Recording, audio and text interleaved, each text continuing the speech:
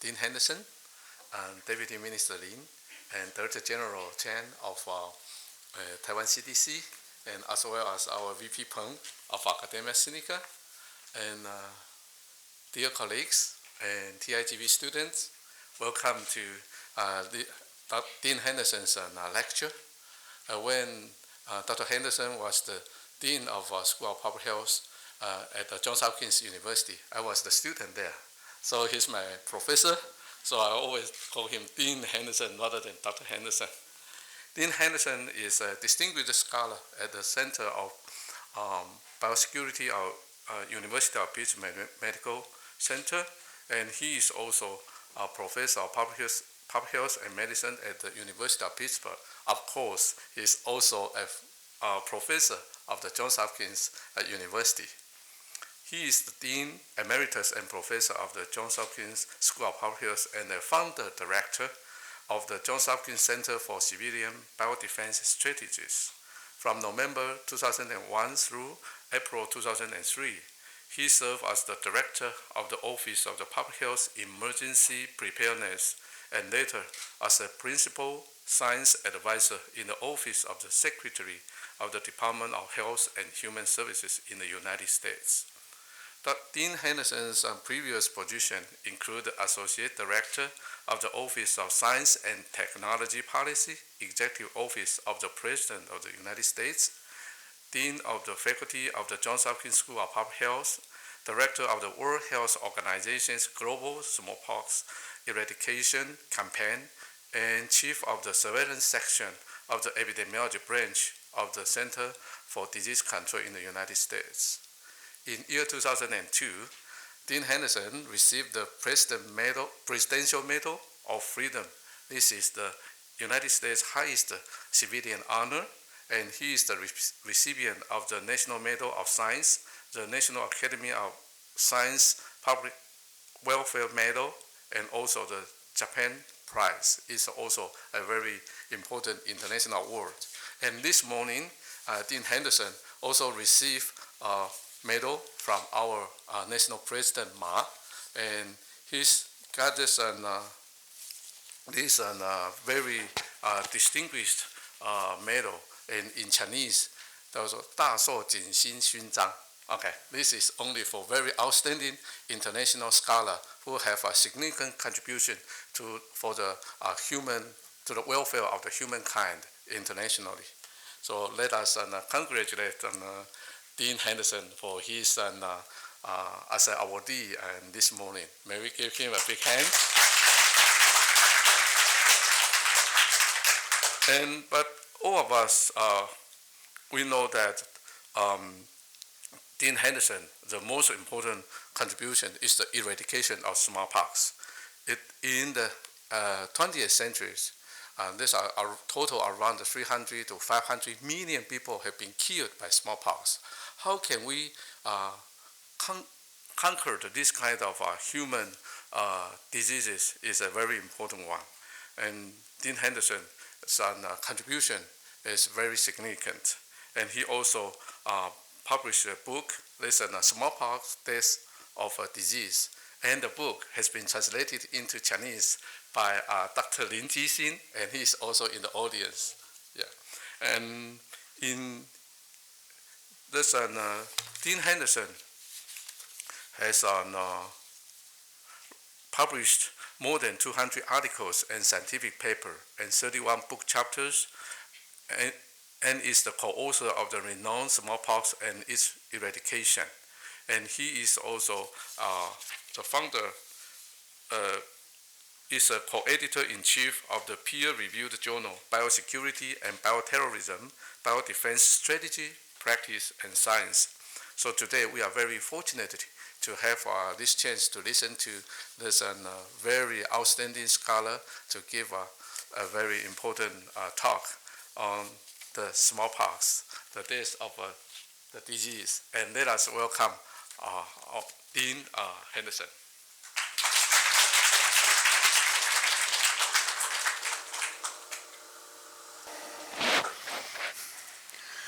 Well, thank you very much for the introduction, Dr. Chen, and let me say it's a great pleasure for me to be here. It really is. I've been to this, I think, is my 8th trip to Taiwan, beginning in 1982. It was a little different in 1982 than it is today, and remarkable change, which I've really been very pleased with, and what an extraordinary record is being written. It's really remarkable. So it's really good to have an opportunity to talk with you, friends and colleagues, and some of you who are working here at the academia. It's marvelous. So, but the question is, why smallpox? Why even bother with this now? Our last case in Taiwan was, I think it was 1954, and there's been none since. I'm not sure there's anybody here who's seen a case of smallpox. Is there anyone here who's seen a case of smallpox? Nobody at all. So we're talking about a disease. I have seen one, I think quite a few. But we're talking about a disease which is now history, really. But I think what has to be recognized is that this is, as a pestilence, is the very worst that we've had in the world. And I will talk more about this. And I can only say that when seeing a patient, and I will show you a few pictures, it really is a horrible disease and known for many, many decades. It taught us a lot as well about what to do in getting rid of a disease, and it is the only disease which has been eradicated. Right at the moment, there are major programs going on with guinea worm disease and polio.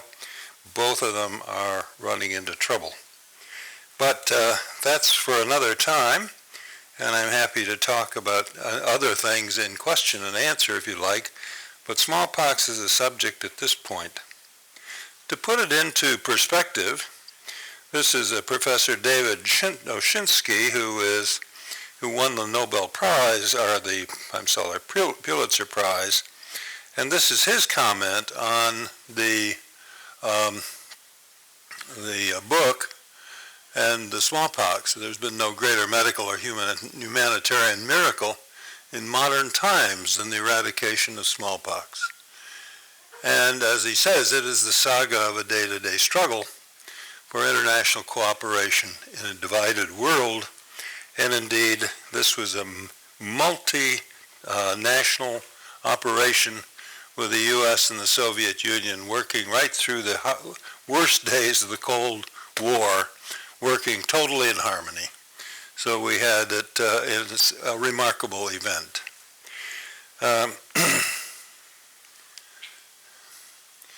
Now, to go back in history, the last case in the world was in Somalia, 1978. The last case in China, 1965. And following that, there were, the last case 61, and then they had some, what they called variolation smallpox, carried it up to 1965. And in Chinese Taipei, or Taiwan, 1954. Of all the diseases, if you're looking at plague, or you're looking at cholera, yellow fever, or whatever, this was far more serious. Ramses V and 3 other mummies have the lesions of smallpox. They died of smallpox, and so you can see in the mummies the pustules that were on the face. They died of smallpox.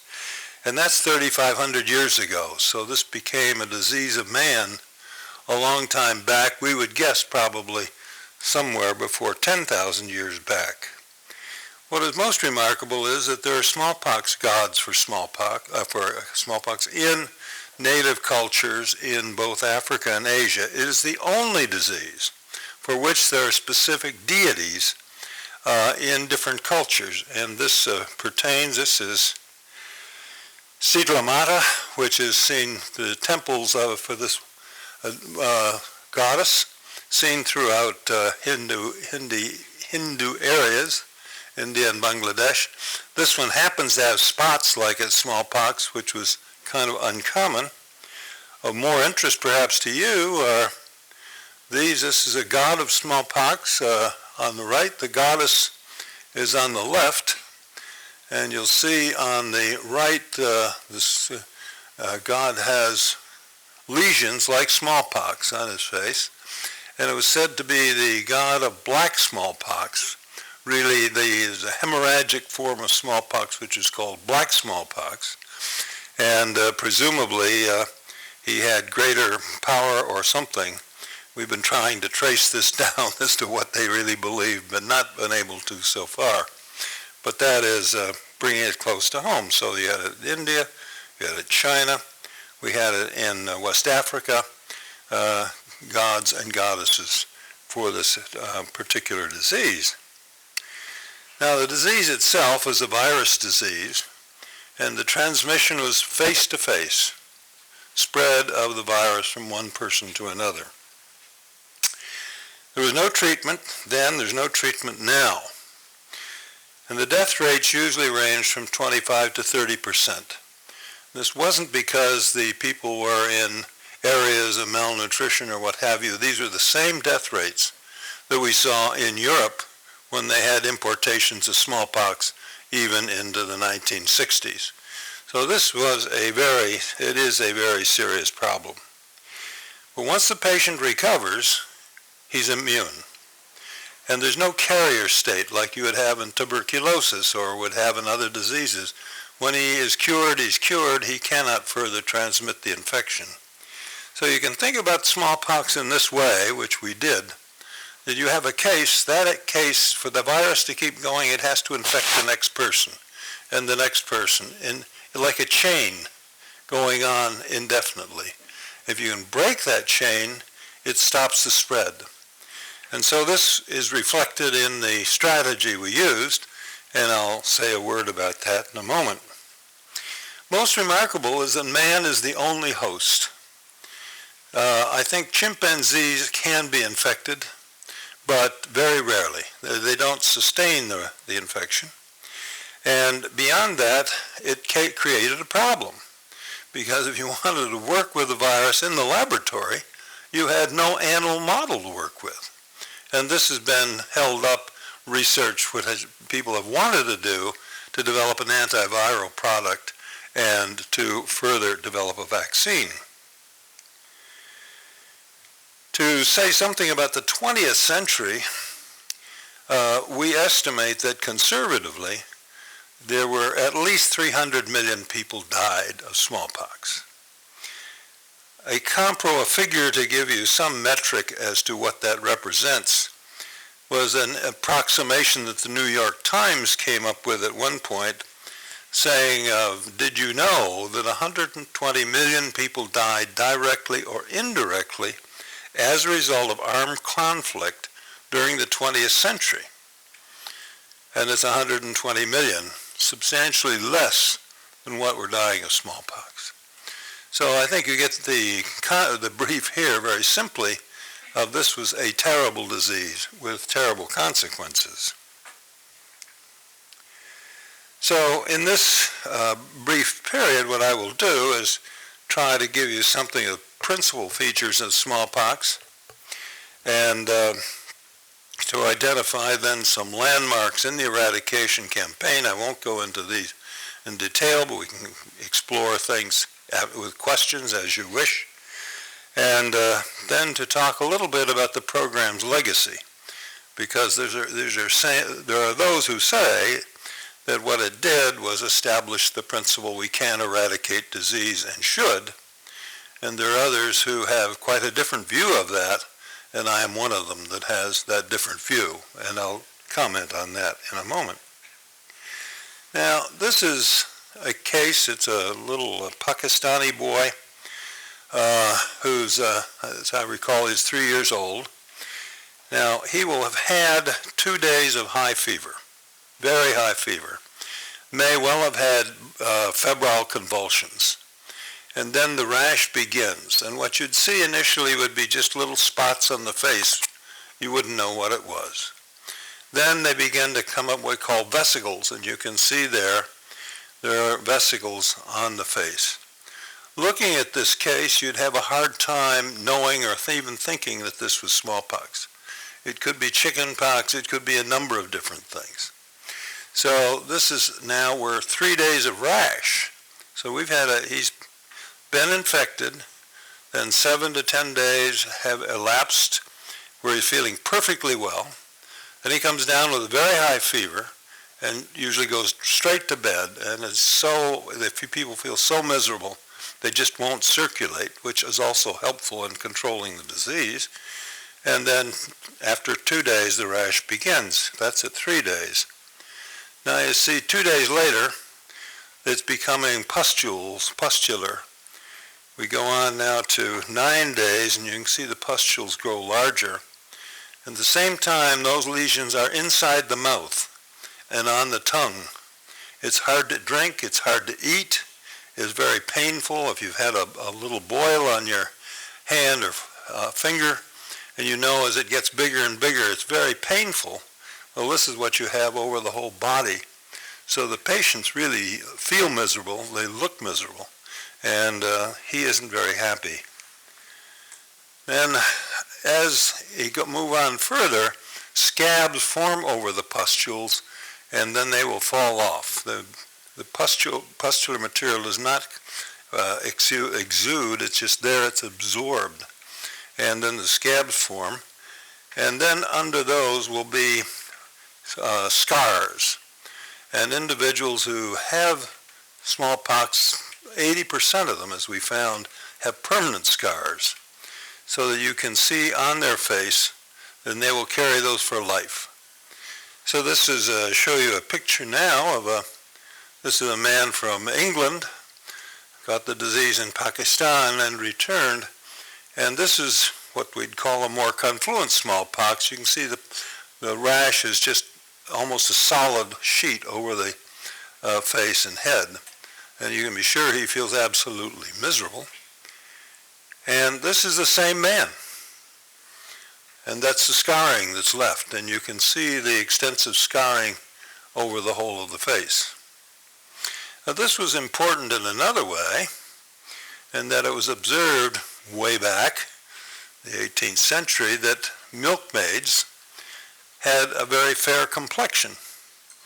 And you would think, well, maybe it's because they drink milk. I mean, it's very nice to have fair complexion. Not at all. The milkmaids got a disease working with the cows called cowpox. And cowpox is a virus, a cousin of smallpox. And so they would get the infection on their hands and pustules and what have you and resolve, and they were protected from smallpox.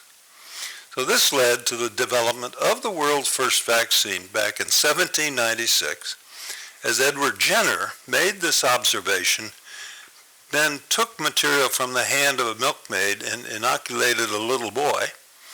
And yes, 6 weeks later, he inoculated him with smallpox, and he was protected. It's not an experiment we do today, but at that time, a different situation. At any rate, that was the beginning of vaccination, of any vaccination. And that is pretty much what we use today, and the virus is called Vaccinia virus. Smallpox was not the first effort made to eradicate a disease. And there are, in all, now we are looking at 7 different attempts in which more than at least 40 countries were involved. The first was an effort by the Rockefeller, supported by the Rockefeller Foundation, to get rid of hookworm throughout some 40-odd countries by treating the patients with hookworm and by providing sanitary facilities. And they soon found that after 14 years it wasn't working because it was not getting rid of the disease, and it kept persisting, albeit at a lower level. So in 1915 they began with yellow fever, and here the idea was to destroy or interrupt the propagation of Aedes aegypti mosquitoes. They are the main transmitter of yellow fever. And because they're mainly living around households, there was ways to destroy their breeding sites and eventually stop yellow fever. And that worked pretty well, but then along about the early 1930s, they discovered that there were still cases, and those going into the forest would come out with yellow fever, and this is continuing to circulate primarily among primates, so they had to drop that. Yaws was the next one to come in. Penicillin was developed in the 1940s, and they decided, well, you gave it, yaws as a disease, something like syphilis. It was produced by a spirochete, and with one dose of penicillin, you could cure the disease. So the thought was they go through huge populations, screen the patients, and treat all of those with lesions. Well, that didn't work very well because there were people who carried the spirochete but didn't show any disease. So it was impossible to stop the spread, and that was dropped. The biggest one of all was malaria, which began in 1955, and I think in all reached 64 countries. And more than $2 billion was invested in this. The major principle was because of the development of DDT as an insecticide. It was very inexpensive, easy to apply to walls of dwellings. The mosquitoes were readily killed with this, and in some areas they had quite marked success, but as they went on with the program, there were other areas where this was just not working very well, and they never solved the problem in Africa at all. But after $2 billion, and finally they were getting fatigued, the costs were going up, countries were getting disgusted, and so that was finally abandoned in '73. But that was important to the Smallpox Program, which began, as you can see, just as the Malaria Program was in its 12th year. I won't talk about the other two, guinea worm and polio, but they began in '86 and '88, and they're still in progress. What happened with WHO and smallpox was that the World Health Assembly told the Director General that to prepare a report about eradicating smallpox. How long would it take, or could it be done in 10 years? How much would it cost? And what was the plan? The reason for this was that it had been the eradication of smallpox had been proposed some 8-9 years before. Not very much money was put into it, and not many countries did very much. Even though they'd all said they would, they didn't really do very much. And so it came to every year, particularly Russia and certain of those other countries that were supporting it, kept saying to the Director General, why aren't you putting more money into smallpox? And he said, we've only got so much money in the budget. I mean, we don't have huge amounts of money.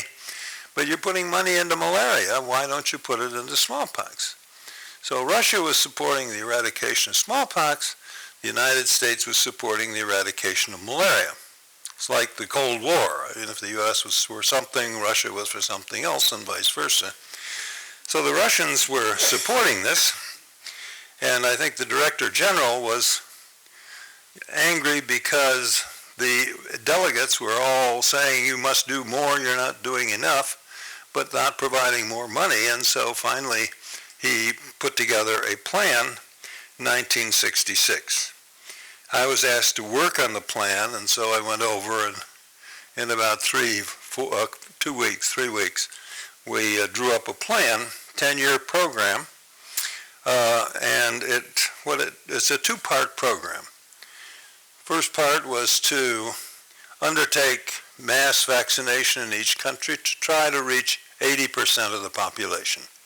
Why do that? Well, if you figure that smallpox to keep going has to go from person to person, and you've got a lot more immune people, very much harder for smallpox to be sustained. So that they thought we had was, all right, let's get a good level of protection with the vaccination, and then we will go to the, and at the same time began using the other approach, second approach, surveillance and containment. This was brand new, that had never been tried before in the different countries. And the idea was for each health center and hospital was to report every week about cases of smallpox. And then with a small team, 2, 3 people, to go out to where the case was, see whether there were other cases, and then vaccinate the patient, or not the patient, but the patient's contacts, family, and we said roughly 30 houses or residences around. Basically to provide, if you will, kind of a belt of immunity. Protection comes very quickly. It's within 4 to 5 days, you're getting protection against exposure. So very quickly you can build that sort of like wall around the case and prevent that, break those chains that are going on. And the idea was to put the two together. This was very hard to get going in different countries. And minister after minister said, why do we have people just going out and looking at cases and vaccinating around there? If we could just put them in the mass campaign, they could do a lot more. So it was a continual fight, I would say. Country after country, they just didn't want to sign people to do this surveillance and containment, as we called it, which, as it turned out, proved to be more successful than we were getting with a mass vaccination. But that's more in the story. The budget was for $2.4 million a year for WHO funds, which was not very much when you really came down to it. That wouldn't buy the vaccine we needed for the program. We needed 300 million doses a year. Many of the delegates objected to this. They decided it wasn't feasible. You could not eradicate. And they objected on those grounds. There's another group that said we don't want the WHO budget to go any higher. And if we start this program, we'll all have to pay more money. And so they objected. And the World Health Assembly, which does not usually get into a real head-to-head argument, they went for 3 days debating this. They couldn't agree, and finally took a vote, which was very unusual. And they needed 58 votes to go ahead with it, and 60 countries voted for it. So it passed by just 2 votes. So the Smallpox Program was not, if you will, unanimously endorsed by everybody by any means. The Director General was heavily opposed to it because he could see the malaria program at that time was fading, was in trouble. He could see, now here's another program with WHO, and that's going to be in trouble. That will not succeed. And many of the delegates had been blaming WHO for not doing a better job, and all he could see was one more task, which he'd not be able to do. It would be bad for WHO, it would be bad for the credibility of public health. So he opposed it. But he was angry at the United States at this point, because the United States, instead of supporting malaria, went over and started supporting smallpox at this time. And so that counted for the swing in the votes. And he blamed this, and so he was angry at the U.S., and so he wanted an American to run the program, so that when it goes down the tube, it will be, an American will be seen of having been supporting this program and holding the bag, basically, as operations of the program. So I was called to, by the Director General, or a Surgeon General in the U.S., to be assigned to go to Geneva. And this was what I was to take over the job. I declined. For a couple of reasons, that really wasn't enough money there. It was a difficult job getting countries to donate.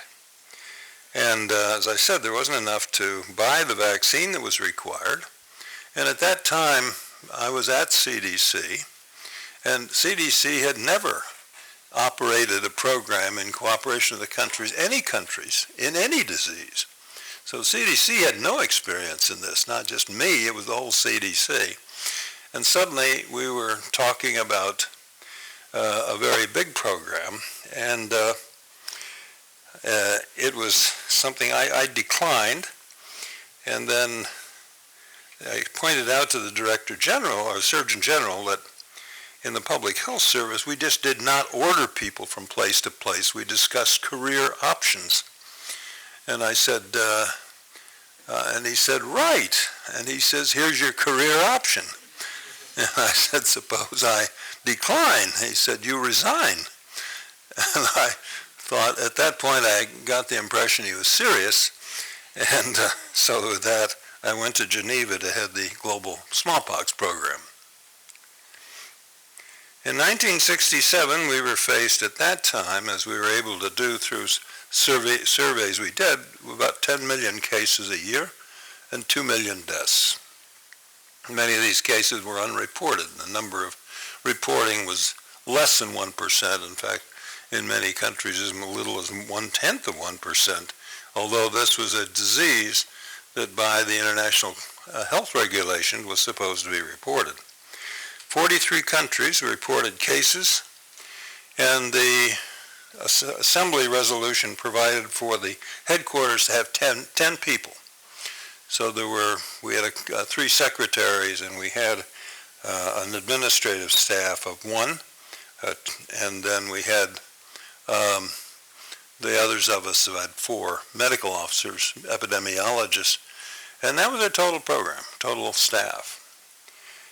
The trouble was we had to work in 50 countries, and trying to organize, get them started, try to provide some direction, try to get money for them. It looked like a pretty formidable job, to tell you the truth. We then had 1 WHO person in each of 4 of the WHO regions, 1 for Africa, 1 for the Americas, 1 for Southeast Asia, and 1 for the Western Pacific. So that was our total complement. In the countries concerned, we did a number of things. We had U.S. Peace Corps came into 2 or 3 countries, I think it was. We had Japanese Peace Corps who came over to do a lot of the mechanical work on some of the vehicles we were having, and then we had some Austrian Peace Corps.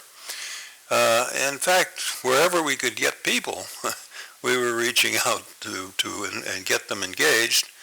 And in the countries themselves, they were in many cases using for short periods of time people from medical schools, recent graduates, using them for some of the surveillance and containment, and then sometimes the vaccination.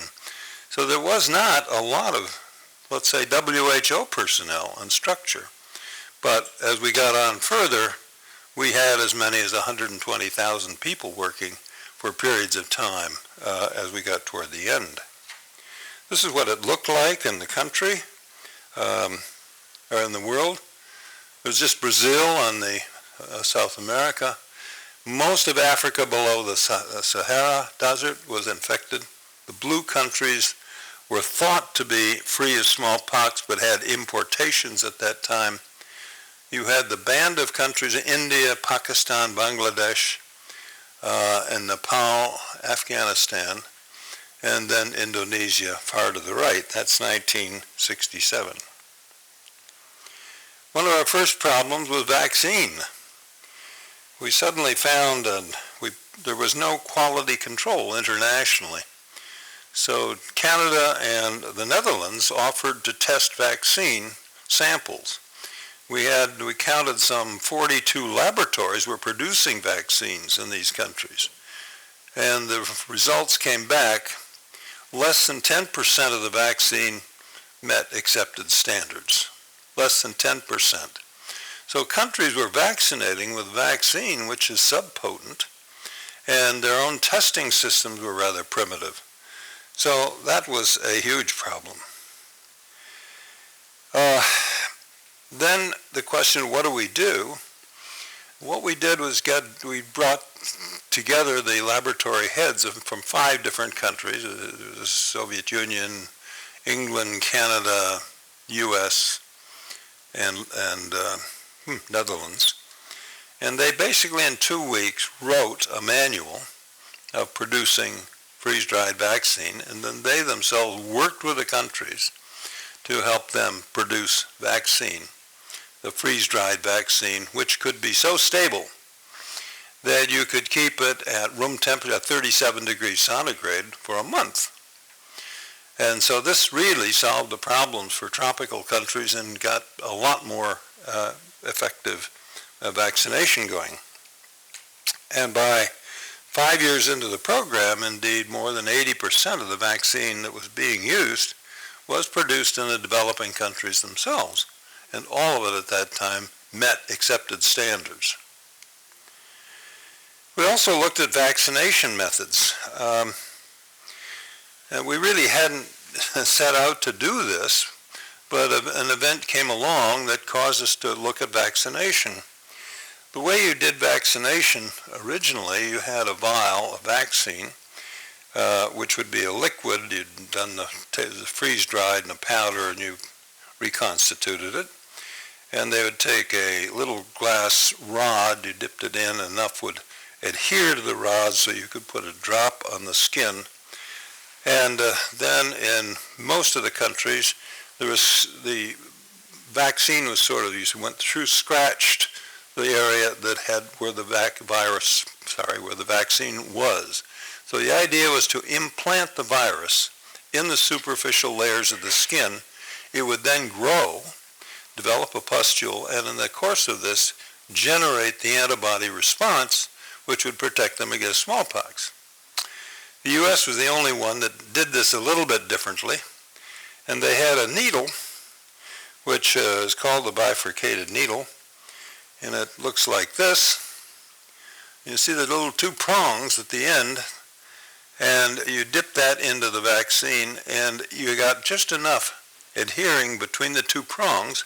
You could pull it out, and if you were vaccinating, you then pressed it gently into the skin. And the idea was if you drew blood, if little drops of blood formed, that was bad because it would wash out the virus. So people were very carefully doing it just enough so it scratched it a little bit but didn't draw blood. And we were getting all sorts of failures of vaccination. People were not either being vigorous enough or they're getting blood drawn. Well, with this, we took a look at it, and I thought, suppose we do draw blood, so what happens? So what we did was to take the needle and decided to do just like this. We call it 15 separate punctures, which you could do rapidly within about 5 seconds. Really not painful. And we found that we got a drop of blood, a little drop of blood would form. Every single vaccination was successful. So what the medical textbooks taught as being was wrong. And so we switched it over, and this little device turned out to be a miracle. What happened, the vials of vaccine, which could previously vaccinate just 25 people, now could vaccinate 100. You didn't need as much vaccine. So all of a sudden our vaccine supply was multiplied 4 times. The training time for vaccinators in villages, 15 minutes was enough to get the villagers up to scale.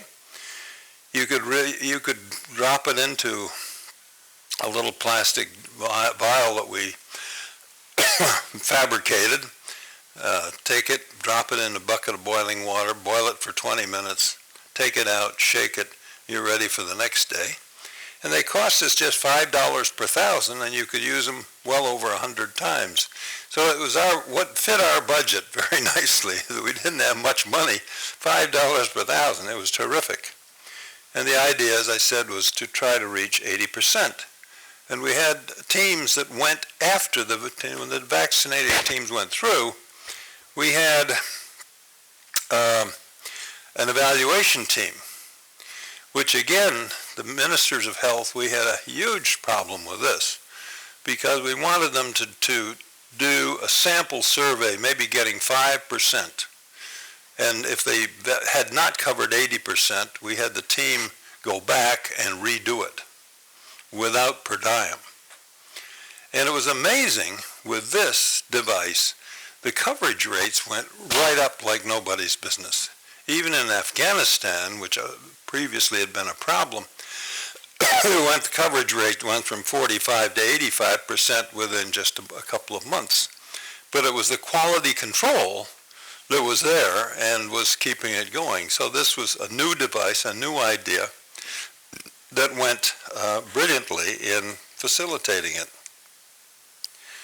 So as I mentioned, the surveillance containment strategy, the report from the surveillance units, or the health units, teams to investigate the outbreaks, and then in doing this, we were then doing epidemiological studies to see who are the people that still have cases, and where are our problems. Well, one of the things that came up very quickly, the medical textbook says smallpox spreads like wildfire. We soon found out it didn't spread like wildfire at all. And if you remember, it is face-to-face. The individual is infected, but it doesn't spread very well. It's just spreading to comparatively few people, and there's a long incubation period between the cases. So it didn't spread very rapidly. It didn't spread like wildfire. It was comparatively slow. When we went into this, people were talking about you have to revaccinate every 5 to 10 years. Oh, thank you. Every 5 to 10 years. And so we checked, and we just weren't finding people that had been vaccinated, had a vaccination scar. Even as adults, they came down with smallpox. They were unvaccinated people, and then you very rarely found a case that ever had vaccination. So we soon found out that the duration of protection was at least 10 years. So the idea of starting to do every 3-year vaccination was completely unnecessary. So again, it was what we found as we went along was we were taking the field information, laboratory information, and changing our strategy as we went along rather than going on a rigid scale the whole distance. That's the slide you saw before. And here we are 3 years later. It doesn't look very different, except if you look at West Africa. You see the way it was before, and now there's just one country, Nigeria, and that became smallpox-free that year. And this was a CDC program which I'd set up before going over to take over in Geneva. We got it started. In less than 3 years, we had just 3 years, we had all those countries free. They were the most highly infected countries with the poorest health services and the least infrastructure. So we were very excited. I mean, good grief. In fact, I think there were some who thought, hey, this is a cup of tea. There's no problem. This is not difficult. Well, it got to 73, 3 years later. Here you are. You can look at Africa. We've only got 2 countries with smallpox. It's left in the whole of Africa. One is the one at the bottom, Botswana, and that was its last year of cases, and it was just about finished. The other is Ethiopia, which hadn't started for political reasons, but it now was underway. And then you had, you didn't have anything in Indonesia, nothing in South America, and it was just India, Pakistan, Bangladesh. In other words, here we were, just that much.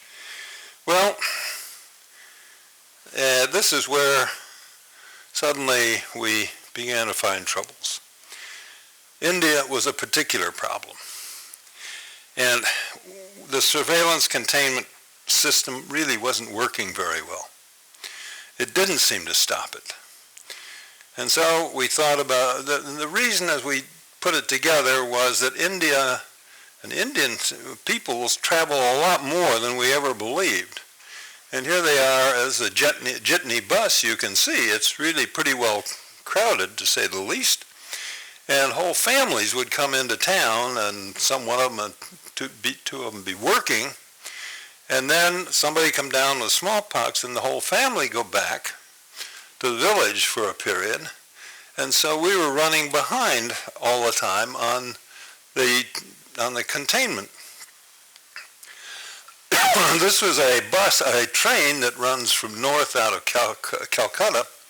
You can see the air-conditioned compartment up on top. And then in the inside, you had a lot of people. We persuaded them to collect the tickets, and thought we'd get an idea of how many people are on one of these trains, and they came up with one ticket. That's all they got. And that was our WHO advisor. We had to have words about that. But so the disease was moving faster than we could deal with it. We had 550 million people. Surveillance containment was not working.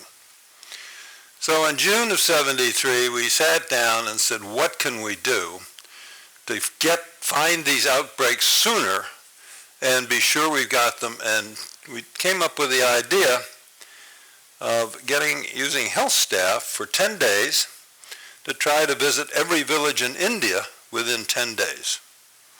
And the way they would search would be to 4 different geographic points and tea shops, and there was a sort of routine they'd go through. And in October, we got our results of our first search. Well, October is not a high point in smallpox. The high point doesn't come until January to March, so this is really not a particularly infectious period. And one state of India, which had been reporting about 500 cases a week, they found 10,000 cases. And I thought, I had no idea. I mean, this was really, I was devastated. But we soon found out that they'd only reached half of the villages. So it was even twice as bad as what we were hearing. It was terrible. Well, I must say, and the deference to our Indian colleagues, they said, we can do every house in India. And so that's what they set out to do. And so every 2 months, in 10-day time, they would go and visit every house in India. We would say, yeah, I know, every house in India. Well, this again, we used assessment teams. And they would go afterwards and make sure that they did reach at least 80% of the houses. And if they didn't, the teams had to research the whole area again. And it was amazing how many outbreaks were found and how quickly we began to get on top of it.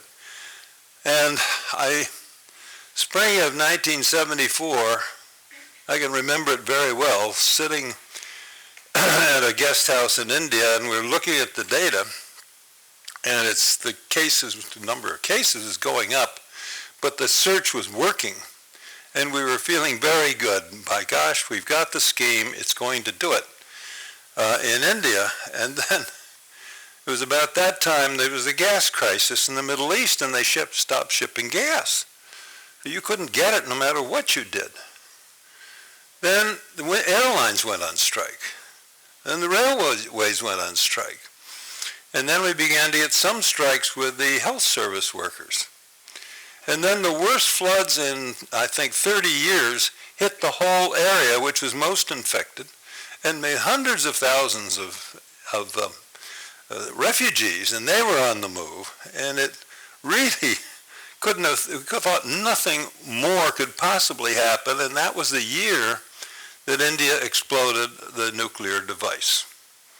So there was press from all over the world there to write this up and talk with people there. And what was going back to the press, to their readers, was India. Here is India having detonated a nuclear device, and which was testimony to their nuclear science or their physical sciences and so forth. But at the same time, there was smallpox, which Africa had gotten rid of. So what's going on here? So that the press coverage of India was rather mixed, to say the least. And Mrs. Indira Gandhi, who was the prime minister, was not happy. And with that, we suddenly began to get a lot more help from the Indian government.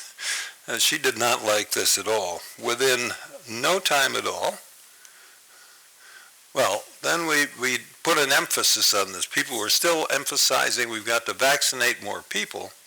And we said, no, we're really interested in cases, and that our target is 0 cases. And we don't care how many people are vaccinated, it's 0 cases.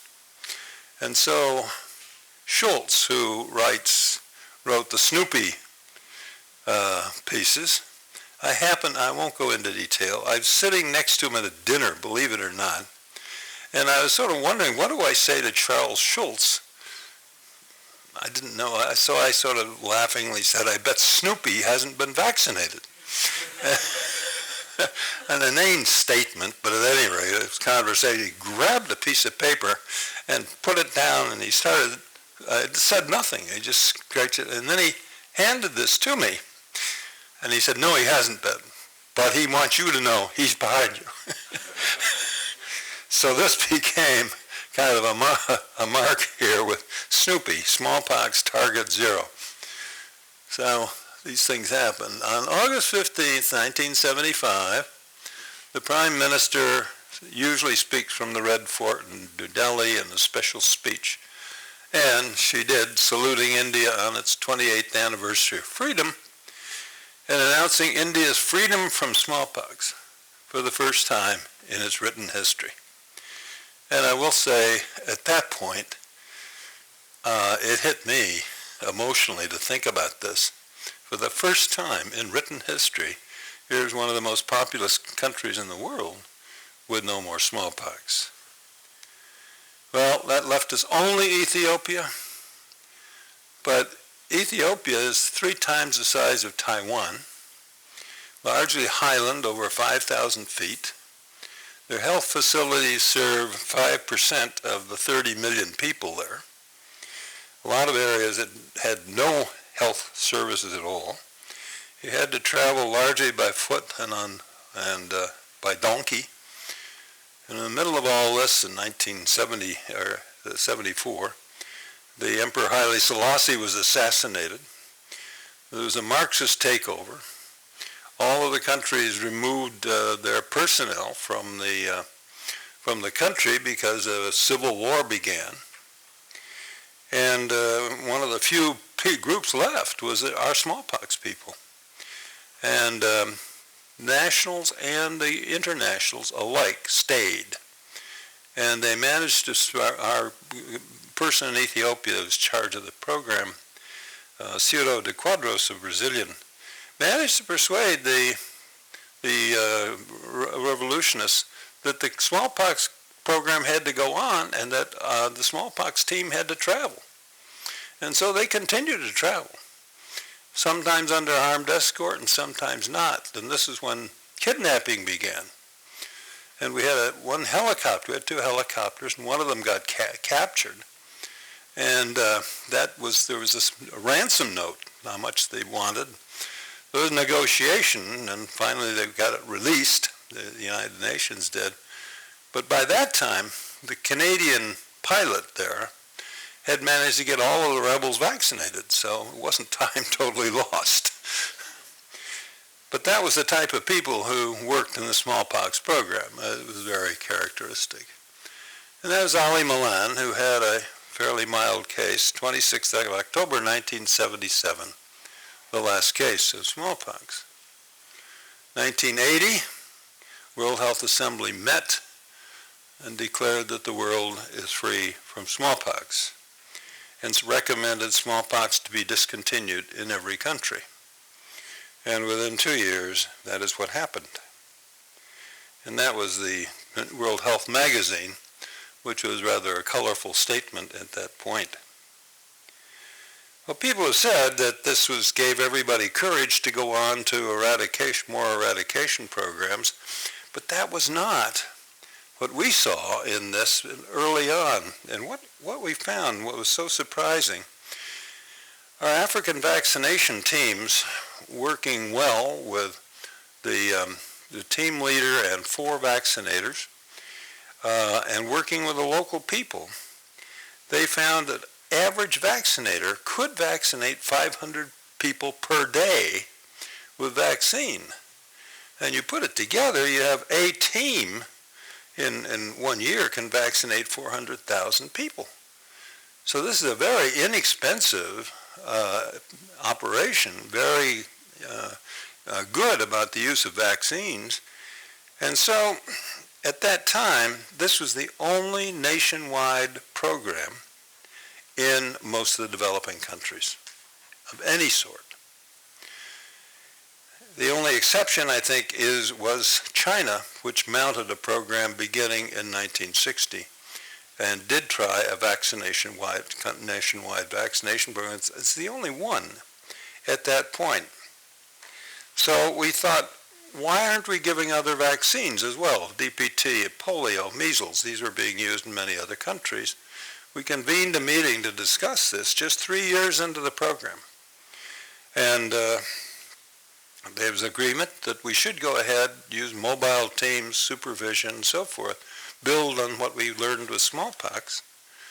And by 1974, this had gotten to the World Health Assembly, and that was the creation of what we called the Expanded Program on Immunization, which I've kicked myself ever since. That's the name of the program, and I thought, we could have done better than this. War on disease, or I don't know, vaccination for the people or something. Instead, it comes out as the Expanded Program on Immunization. It really sounds very dull. But by the time we got thinking about it, it was too late. It was the Expanded Program on Immunization as it is now.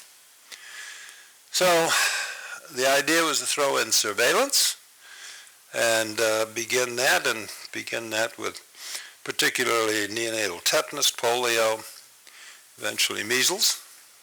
UNICEF and Rotary then came aboard not too much later and made this a high priority. Rotary said they would raise $100 million over a period. And they said, okay, let's have a target.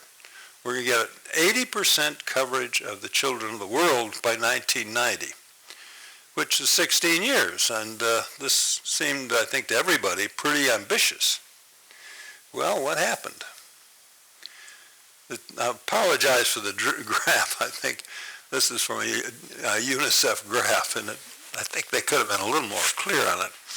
But if we take this here, this is 1980 on the far side. And you remember the program was first agreed in 1975. So this is the DPT, diphtheria, tetanus, pertussis, and measles. And this is, you can see what happened. This is global coverage. And here we are, we're getting up to 1990, which was the goal. And this is worldwide. This was covering, they were getting very close to 80%, which was the goal. And that is the way it's gone, and you can see now it's a little better than 90%. Then hepatitis B was introduced because of the problem that you would know well of the problem this produces in in Asia. And you can see what's happened here. Then here we're doing Haemophilus influenza B, and that's going up. Rotavirus is now coming in.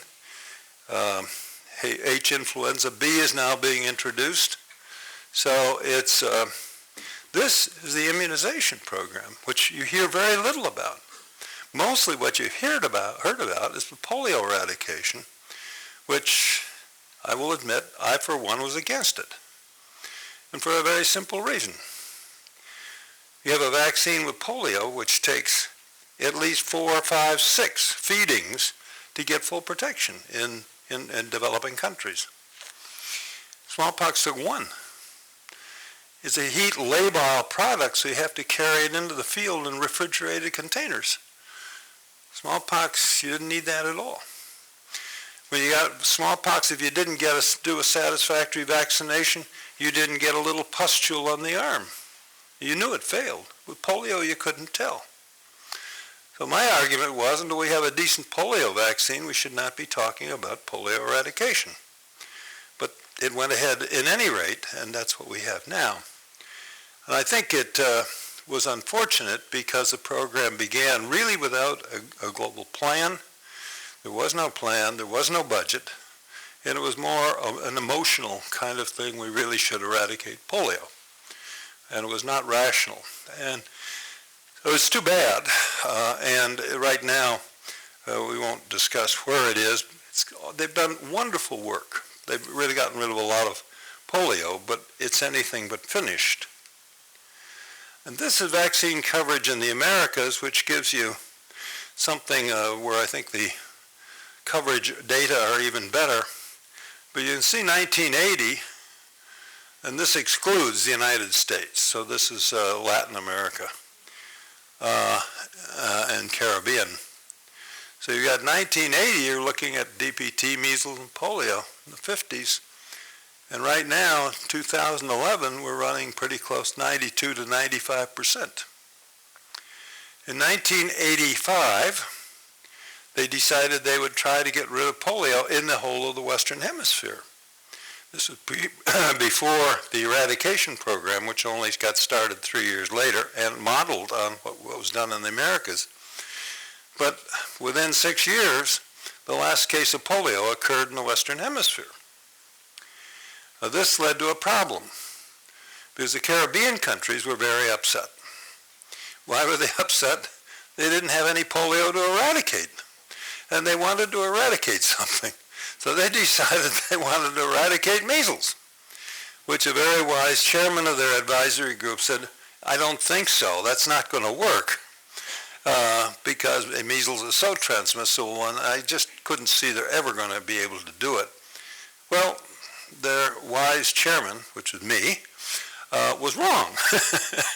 And they began to take off on that. The last case of measles in endemic circulation was 2002. They have importations, and they stopped them now. So the next step was, well, we're giving measles together with rubella. Rubella, of course, is a big problem with causing malformations in children. And so they tried it, and they gave it. The rubella was being given to women up to age 40. Well, trying to vaccinate adults is always a problem. Adults do not like to be vaccinated more than their children. They're happy to bring their children, but they don't want one of those needles stuck in their arm, I can tell you. But they managed to get pretty good coverage with the women, and the rubella didn't stop. So they said, well, we got to get the men now. So they went after the men. And lo and behold, the last case of rubella was 2009, and they've got a surveillance system for congenital malformations, and there are no rubella congenital malformations occurring at all in the Americas. So that it's a confirmation of what we have. So this shows, I think, what's the possibility here. The vaccine is a very powerful tool. Very inexpensively, you can do an awfully lot with very few people and really begin to make it work. Now, there is a book which is written of it. This is from the ending of the book, which is my feeling that we're only beginning to realize the potential for public health. It's a field begging for fresh, resourceful ideas and a new generation of professionals who are not constrained by knowing what can't be done. So it was with so many who contributed so much to making smallpox eradication a possibility. And I would say more than half of our staff was under the age of 40. We used medical students on summer holidays. We used them after. We used kids from college, and they were incredible. This is written up in a book which gives you that I did, and that's been published, which gives you the sort of narrative history of how it was done and who did it. And it happens to be available, as you will see, and was mentioned by this gentleman here, Dr. G. Shin, who translated this. So it is the book. I've looked carefully through it, and I don't see any errors in it. But that is a story of smallpox. And with that, we pay a great tribute to people from we had more than 73 nationalities represented at one time or another. We managed to get through all of this in the middle of the Cold War, with the Russians and the Americans working very closely together. And in fact, it was closely enough together that I could call up the Vice Minister of Health, tell him that some things aren't going right, could he do this or that, and he'd be right, ready, right, we'll get right at it. It was very easily done. So we had, bridges were possible, as they really can't be done in many areas. It's education or agriculture or many other areas. With health, you can get agreement, you can get international people together, international health people, and build bridges, which I think in the Americas is quite clearly leading to other bridges between countries. So with that, I'd be happy to have questions.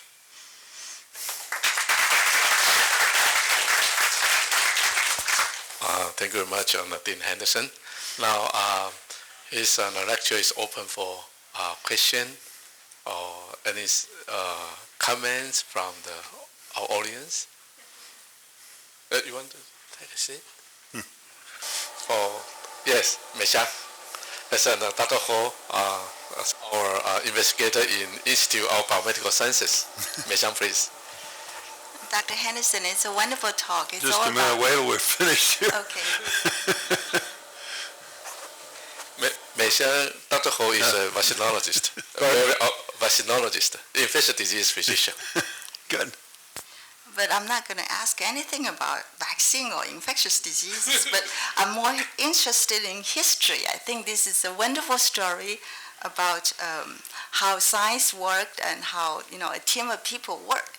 So I have a few questions. I think you were the first-handed person to involve on a lot of this process, I'm sure.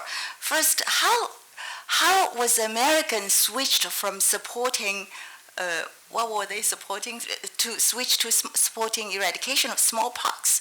Were you involved? Were you to convince people or whatever? I would like to know the details of it.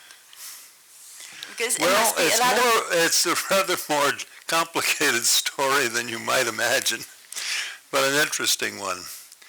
The U.S. was not interested really in supporting smallpox originally. However, something entirely separate happened. The Merck company was testing a measles vaccine in Western Africa in one country, because the measles vaccine caused a lot of fever, the first strains they were using. And they were giving immune globulin with it in some of the industrialized countries. But this is unrealistic to do in Africa, and the wonder, could you give the vaccine? How would it be safe? And so they did a study in Upper Volta. It was very safe. Voltans asked to have a vaccine for the whole country. AID agreed to support it. AID was supporting this. Then the countries said, well, we'd like to have 9 countries, this French-speaking countries, to get measles vaccine as well. So I had a call from, then they tried to start it for 1 year. And it was a total disaster. The AID shipped over vehicles marked in Spanish, and the places were all French-speaking. It was just sort of one crazy thing after another. So they called me at CDC, and I was heading the surveillance program of the Epidemic Intelligence Service, and they wanted 9 people for 6 months each to help start 9 different programs. And this didn't really make a lot of sense. In fact, the measles program didn't make a lot of sense. I was worried about it because it cost about $1.75 a dose. And they're going to provide enough vaccine over 4 years to vaccinate 100% of the children. Well, we don't go into that because when you finish that, they're newborns. They never even counted that. Never mind. But the idea was, what could the countries do? at that time they couldn't afford 10 cents a dose for yellow fever vaccine. They can't, and so you put in measles vaccine and stopped it. Now, this wasn't good public health. So I didn't really quite know what to do because we wanted to be in good graces with AID because we had, our own people were very interested in working in other countries with AID. And so finally we thought this through and thought, okay, suppose we look at Africa and we talk about smallpox. And that vaccine costs about 1 to 2 cents a dose. So the countries would be able to sustain it. You take the 9 countries, but then there are a lot of English-speaking countries around there. So it would be not very sensible just to do the French-speaking countries because there are nomads moving back and forth. So you really should do a whole block of countries, 18 countries. So we said, well, let's put in what seems like a reasonable proposal. And it'll be turned down, but we need time to really negotiate something. We couldn't figure out what is this halfway point that we could do enough that would satisfy AID, and then we would still have something going of a program. So instead of a $7 million program, we came up with a proposed $35 million program. And it involved 18 countries, including all the English-speaking ones, and sent it up to AID, and it was promptly turned down. So about that time, all of a sudden, we got a telephone call from Washington. The whole program's been approved. I was practically fell over. Well, it turned out that President Johnson at that time was looking around to do something with regard to UN was doing a international cooperation year. And the U.S. was looking to find something that they could point to that would be in consonant with the theme or the feeling of international cooperation. And so he thought, this is a great idea. It'll help 18 countries. So all of a sudden, he put a stamp on it for the whole thing. So I went to see my boss afterwards, and he was irate. He was fuming. And he said, why did you get us into this? This is a mess. We can't run this program. We've never run anything outside the U.S. And here we are with 18 countries, and this is madness. I said, but Alex, they weren't supposed to accept it. They were going to accept something smaller. I was buying time. He said, nonsense, this is crazy. So that was how AID got involved with the program and why the U.S. suddenly supported 18 countries. And the 18 countries, those that had any question about going for eradication, you can be sure now they were very much in favor of it. And the U.S. had come aboard and basically said, well, we're in favor of smallpox eradication.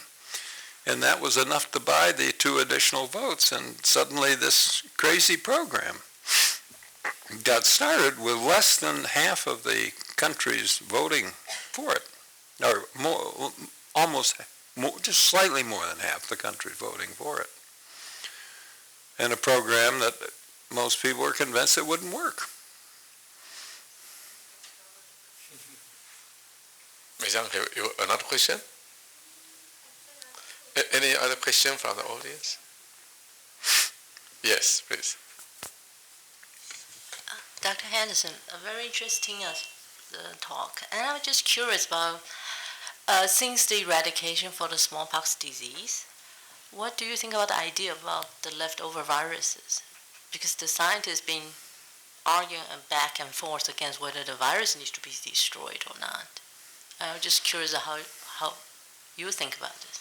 Well, the question is a very good one. It's the question of what do I think of destroying the remaining stocks of smallpox virus that are around.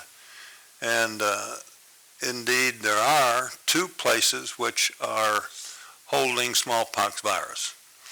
And from the early on in the program, or 1975, we began persuading countries to destroy the smallpox viruses they had in their laboratories, or to transfer them to one of the WHO cooperating laboratories.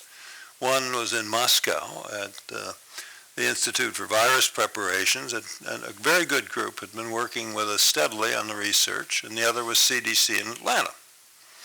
And little by little, a number of laboratories that had smallpox diminished, down to the point we now have 2 laboratories, only 2, the one in Russia and the one in the U.S. So for 10 years, we created then a committee, international committee, to look at the question, why are we keeping the virus and should we destroy it? And over 10 years, the committee worked.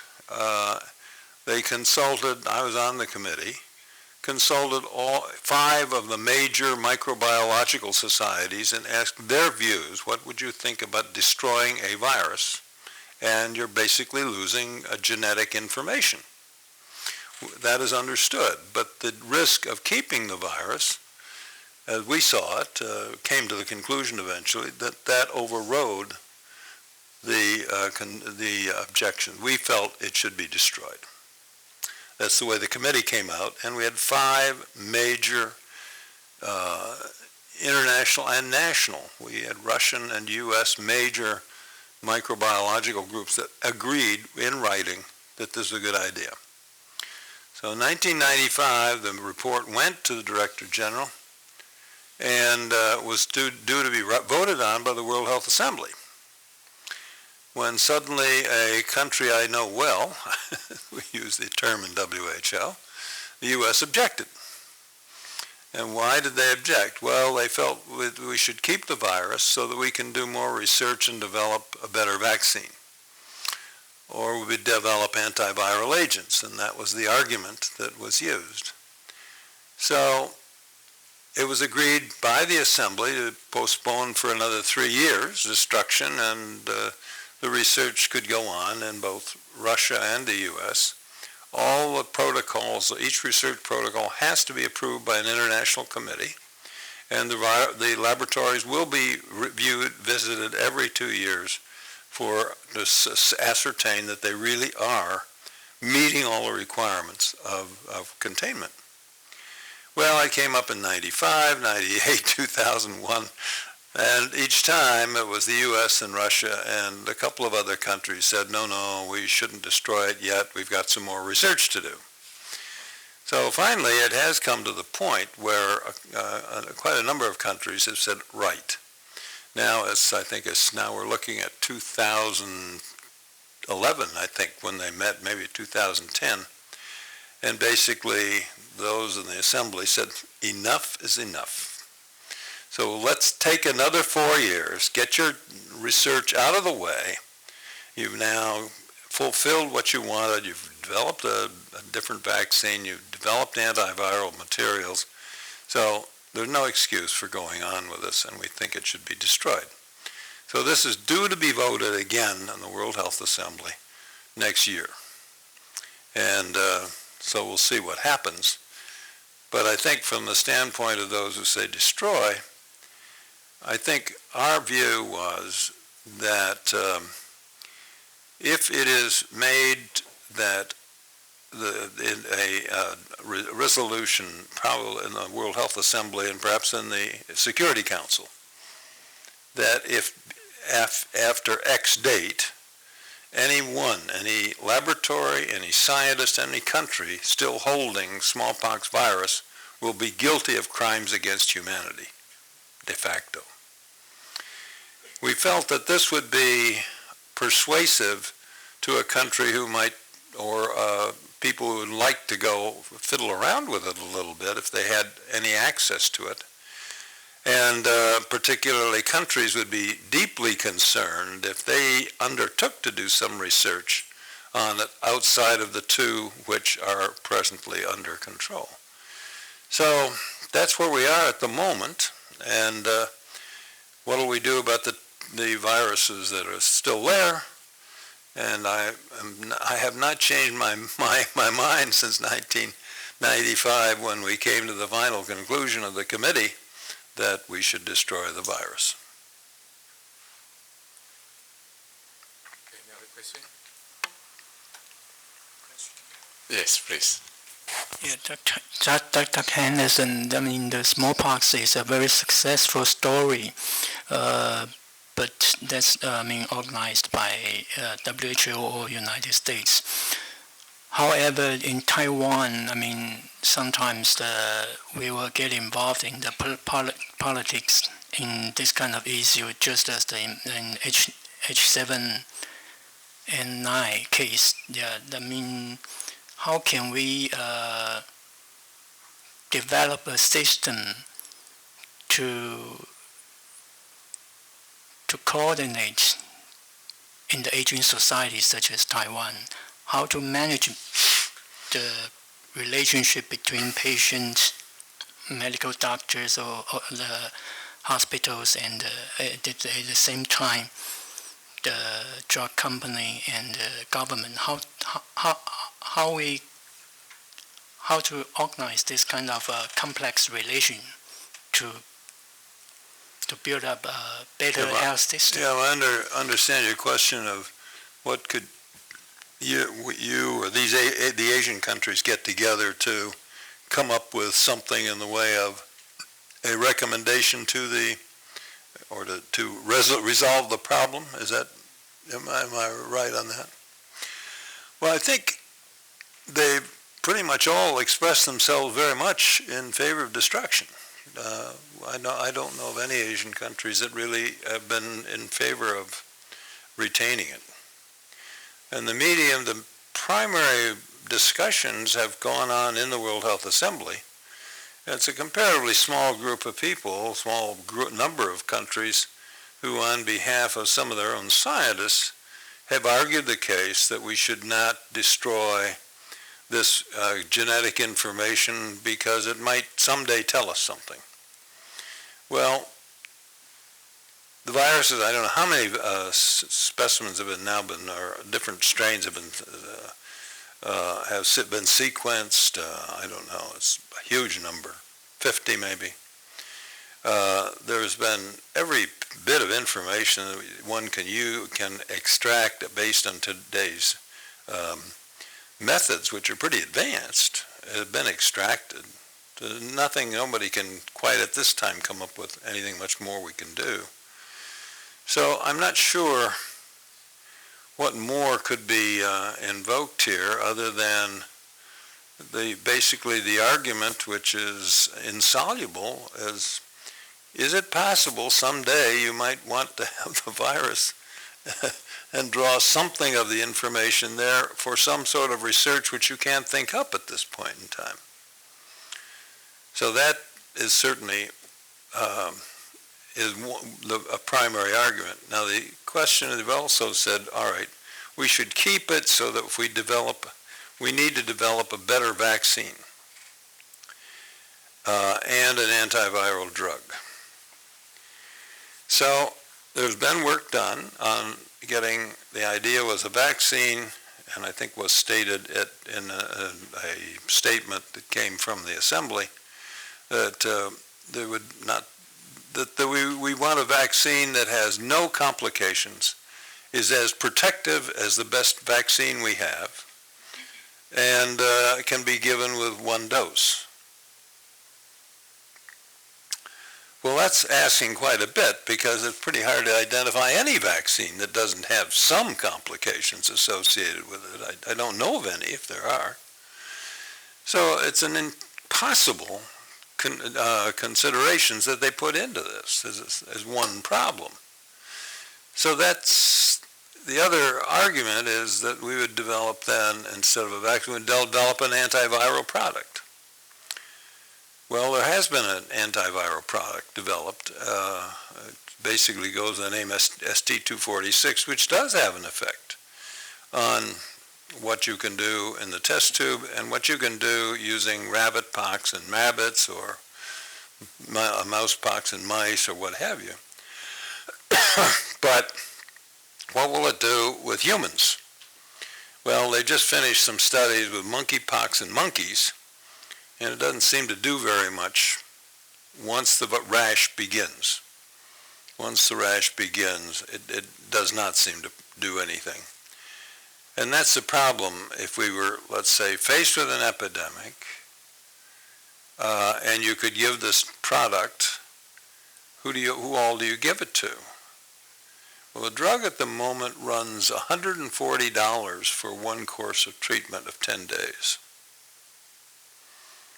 You can do the mathematics and figure out, let's say you want 10 million doses in your stockpile. It's going to cost you a huge amount of money. The vaccine has been developed called MVA, Modified Vaccinia Ankara. I think it goes by the name Imvimune now. It's a 2-dose vaccine,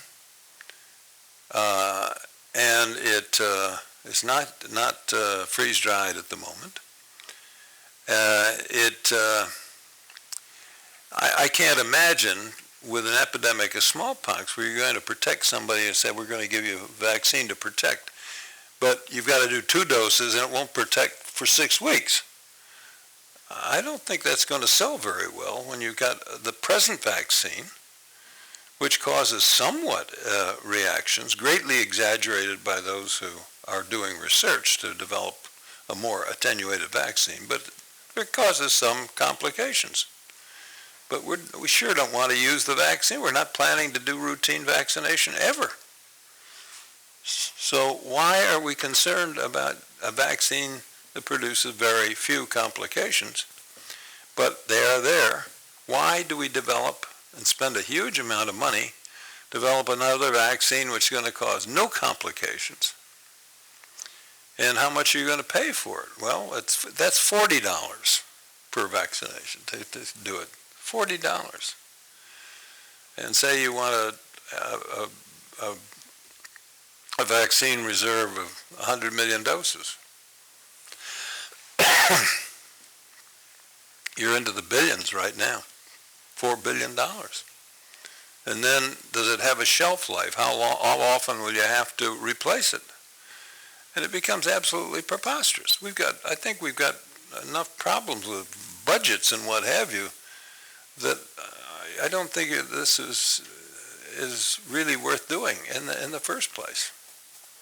So there's a bit of a standoff at this moment because the 2 vaccines, the vaccine and the antiviral product, have been produced.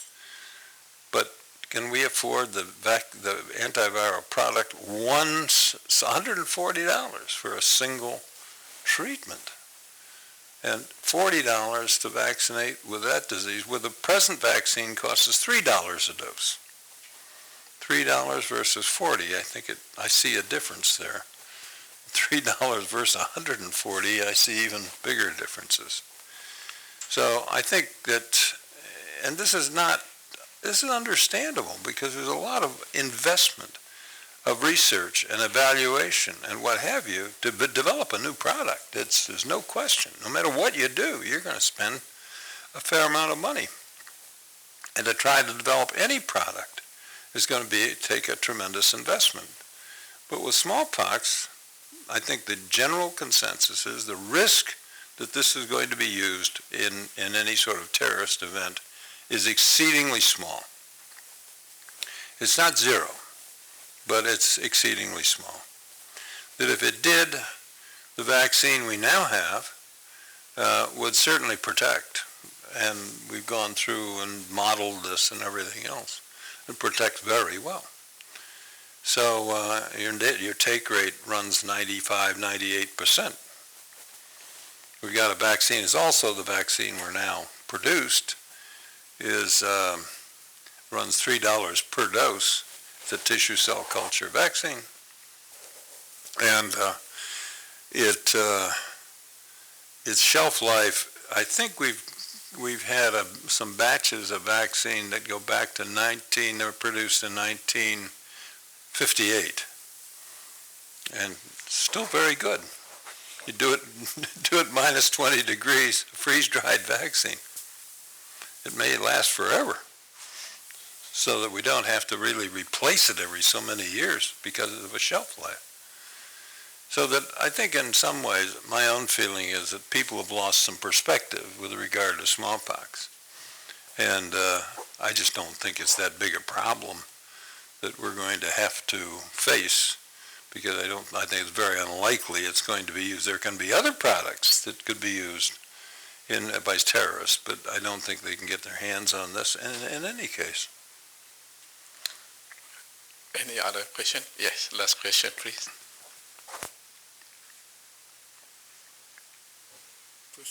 Yes.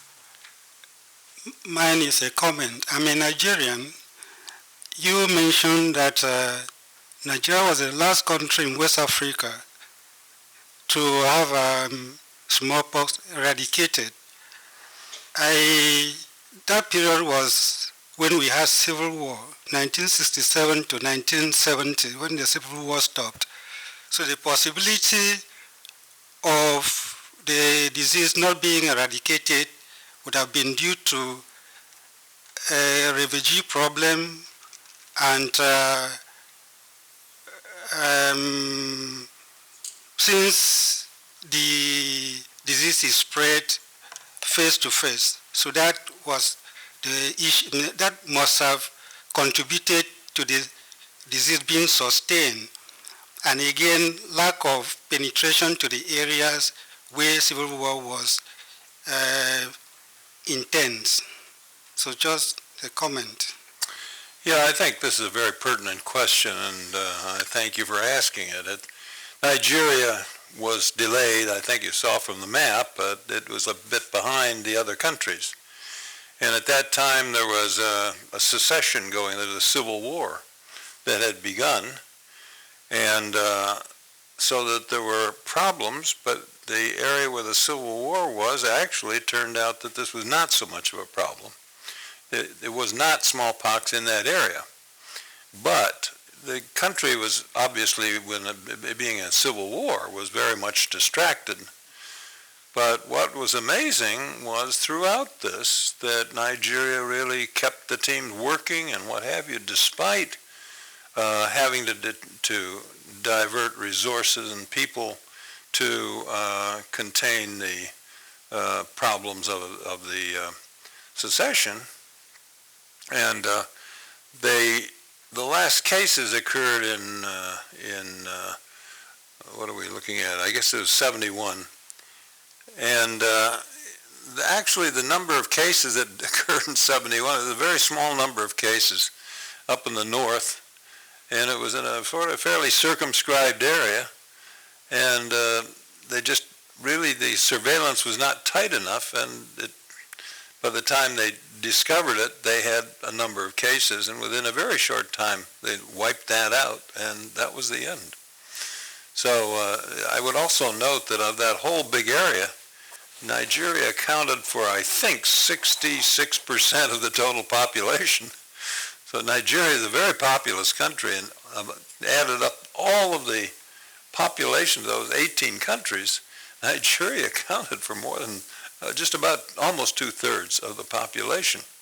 So they had a huge job and a civil war, and they didn't miss that 3-year mark at that time by very much. So it was a great tribute to Nigeria for not having had that continue on for very long. Okay, due to the time constraint, time's up. So let us thank Dean Henderson again for his very innovative and intriguing and encouraging lecture on this, the death of disease smallpox. Let us thank him again for.